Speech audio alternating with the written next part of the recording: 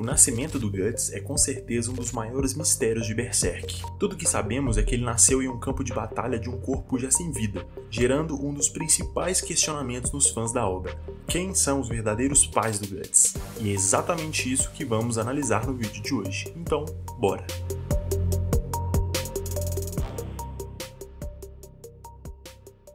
Para responder essa pergunta que nem mesmo o mangá deixou claro até o momento, vamos analisar as 4 principais teorias sobre os possíveis pais do Guts e os impactos disso para a obra, onde vamos da menos provável até a mais provável. E então, depois desse vídeo, você vai poder decidir facilmente qual a sua teoria favorita. Tudo o que se sabe com certeza sobre o nascimento de Guts é que ele nasceu de um cadáver em meio à lama, de uma mulher sem nome e sem rosto, enforcada em uma árvore junto com outras mulheres desconhecidas, todas elas com as mesmas roupas, trapos esfarrapados sobre os seus esqueletos, o que indica que eram todas membros de um mesmo grupo, e nessa teoria elas seriam um grupo de bruxas, executadas pelas suas atividades pagãs e bruxaria, o que combina perfeitamente com o contexto da época, onde as bruxas eram e ainda são caçadas e executadas pela igreja. Obviamente, somente isso não teria tanto apelo lógico que justificasse a teoria em si, mas é aí que entra a afinidade que o Guts tem com magia.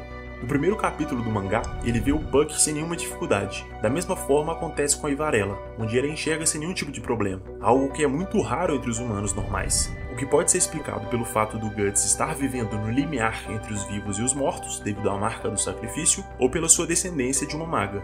E isso poderia explicar até mesmo as suas capacidades físicas absurdas, já que ele pode ter sido fortalecido com magias e rituais antes mesmo do seu nascimento. Mas sim, isso não é muito provável, o que nos leva à segunda teoria. Guts é muito provavelmente o humano mais forte de todos no universo de Berserk. É o mais resistente, o mais rápido e um dos mais habilidosos. Literalmente nasceu para a batalha. Uma descrição que bate perfeitamente com seu suposto pai de acordo com essa teoria. Zod é narrativamente o principal apóstolo da obra e um dos mais fortes também.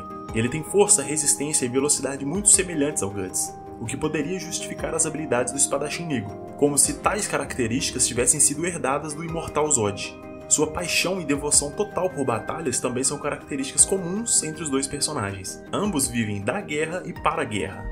Até mesmo em sua aparência, os dois compartilham características físicas. Em sua forma humana, Zod tem orelhas pontudas e um rosto bem quadrado, muito semelhante ao Guts, o que chamou a atenção dos fãs. Zod é um apóstolo que viveu centenas de anos, o que é tempo bastante para que ele tivesse um filho híbrido com uma humana. Até porque é visto em diversas ocasiões no mangá que apóstolos e outras criaturas malignas têm sim atração física por mulheres humanas, o que poderia, de certa forma, justificar um filho entre as duas espécies. Ainda assim, uma teoria sem muitos indícios na obra, o que nos leva à nossa terceira possibilidade. Assim como o Mestre dos Magos, Skull Knight aparece, solta algumas frases enigmáticas e some. E em um desses momentos ele narra perfeitamente a história do nascimento de Guts, contando em detalhes cada etapa. Lança uma profecia sobre o eclipse antes de tudo acontecer, e também o salva do próprio eclipse, impedindo que morresse durante o ritual. Tudo isso mostra o quanto o Skull Knight se importa com o Guts. Mas por quê? Um ser espiritual extremamente poderoso que poderia impedir a morte de diversas pessoas durante as centenas de rituais de sacrifício que já existiram, mas escolheu salvar especificamente o espadachim negro. Por quê?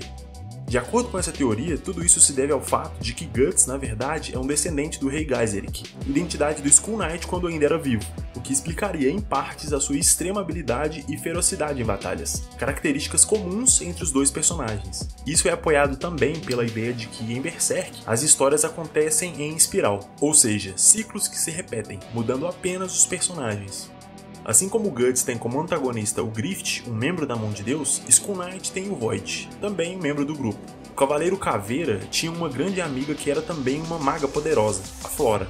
Já o Guts está construindo uma relação muito parecida com uma maga ainda jovem, mas também muito poderosa, a Shirk, que por acaso era aprendiz de Flora. Ambos tiveram as suas amadas sacrificadas em rituais de nascimento de um membro da Mão de Deus. E principalmente, os dois compartilharam a mesma armadura amaldiçoada, fonte de poder absurdo, um poder que transcende a compreensão humana, podendo até dominar o seu usuário, trazendo tudo o que há de mais violento, bestial e perverso no seu utilizador.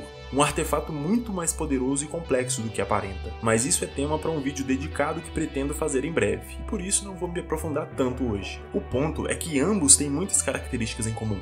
e uma relação até então não explicada na obra, o que poderia se justificar pelo parentesco distante e até mesmo pela espiral do destino que influencia todos os eventos na vida de ambos, sendo esta, das três, a mais provável de acordo com os indícios apresentados no mangá. Mas ainda assim, não é a que eu particularmente acredito ser a certa, o que nos leva à última teoria desse vídeo.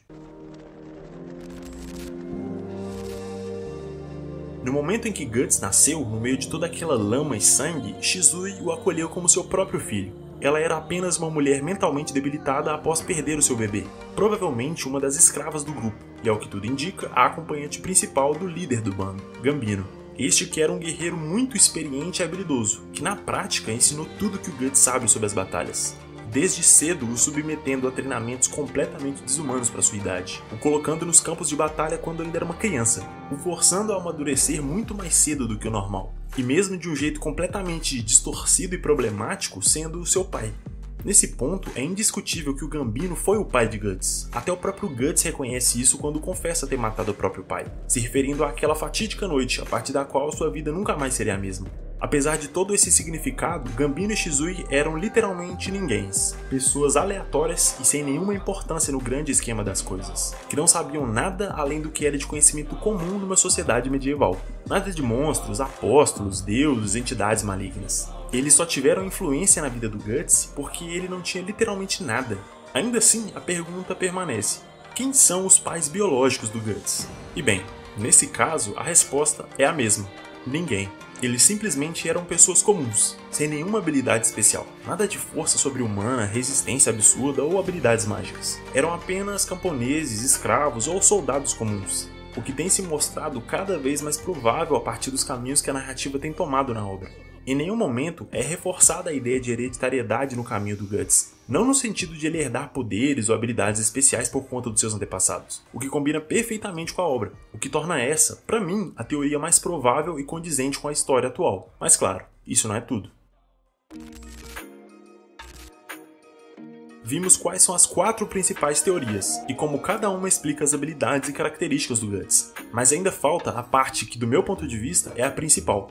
Qual o impacto dessas teorias na obra? O que elas iriam acrescentar ou remover caso se mostrassem verdadeiras?